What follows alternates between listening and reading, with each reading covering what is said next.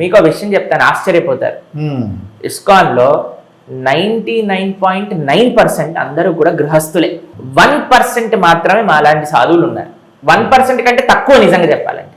అందరూ మాక్సిమం లక్షలలో గృహస్థులు ఉంటే 100లలో మాత్రమే బ్రహ్మచారులు ఉంటారు. బ్రహ్మాండంగా రావచ్చు.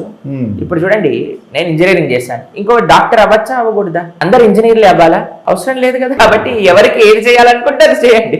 కాబట్టి గృహస్థాశ్రమంలో బ్రహ్మాండంగా భక్తి చేయొచ్చు. మీరు చూసారంటే భగవద్భక్తులలో అందరూ గృహస్థులే నిజంగా చెప్పాలంటే. చాలా తక్కువ మంది మీరు సాధువులు కనిపిస్తారు, నారాజులు లాంటి వాళ్ళు.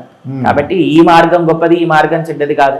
అన్ని మార్గములు భగవంతుడి దగ్గరికి మనం గృహస్థాశ్రమంలో ఉన్నా, బ్రహ్మచార్యాశ్రమంలో ఉన్నా, సన్యాసంగా, వానప్రస్థగా మన కేంద్రం ఏంటి అంటే భగవంతుడి దగ్గరికి వెళ్ళాలి.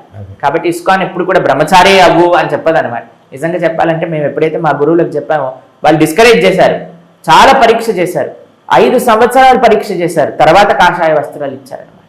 కాబట్టి ఎప్పుడు చెప్తారు మీరు గృహస్థాశ్రమానికి వెళ్ళండి వెళ్ళండి వెళ్ళండి, మేము పట్టుబట్టాం, మేము లేదండి, మేము తప్పకుండా ఈ మార్గంలోనే వైరాగ్య మార్గంలోనే ఉంటామంటే అప్పుడు అనుగ్రహించారనమాట.